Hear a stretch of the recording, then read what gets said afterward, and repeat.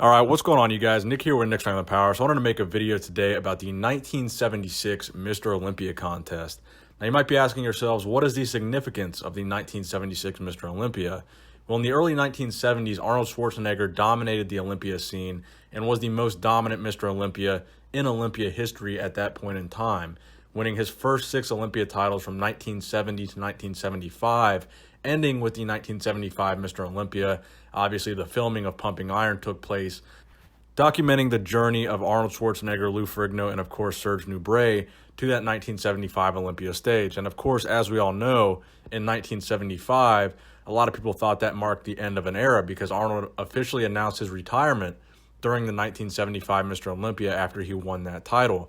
Now, as we all know, he would come back in 1980, but the following year in 1976 would be the first Mr. Olympia without Arnold Schwarzenegger, and that made things very, very interesting. Now, before we dive into the 1976 Mr. Olympia, I want to rewind a little bit to the 1974 Mr. Olympia.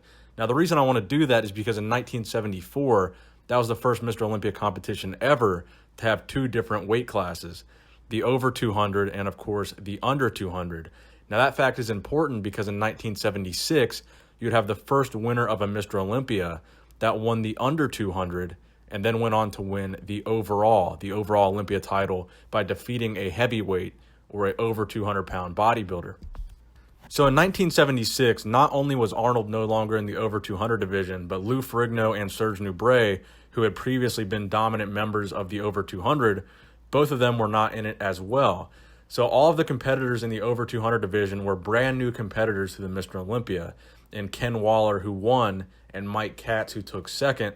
Now, you may remember both of those names from Pumping Iron. Now, their journey was documented, but it was not their journey to the Mr. Olympia. It was their journey to a amateur show. In 1976 would be both of their first Olympias. Then in the under 200-pound category, you had Franco Columbu, Frank Zane, Ed Corney, Bill Grant, and Boyer Coe. Bill Grant and Boyer Coe also competing in their first Mr. Olympia ever.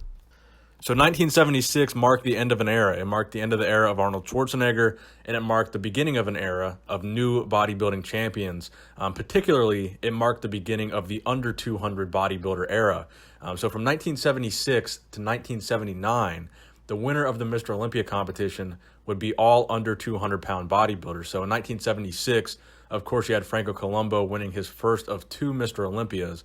So that was significant that Franco won his first title.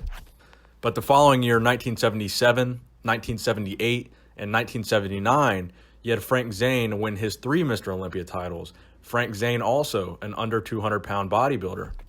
So the interesting thing here is that Arnold Schwarzenegger would come back in 1980 to compete in the 1980 Mr. Olympia. And at the 1980 Mr. Olympia, there were no weight classes. There was no over 200. There was no under 200. So the end of Arnold Schwarzenegger's bodybuilding career marked the beginning of the under 200 champion, and then Arnold Schwarzenegger coming back in 1980 marked the end of the under 200 champion. So I don't know what significance there is to that, and if Arnold had anything to do with that, but that just happens to be the case. So that is the story of the significance of the 1976 Mr. Olympia. I've got a couple other very popular videos about some of the older Mr. Olympias as well, and I'm planning on doing some more in the future, so stay tuned for those. Thank you guys for watching the video. I hope you enjoyed it. Please give this video a thumbs up if you did enjoy it. Nick's Untitled Power, signing out.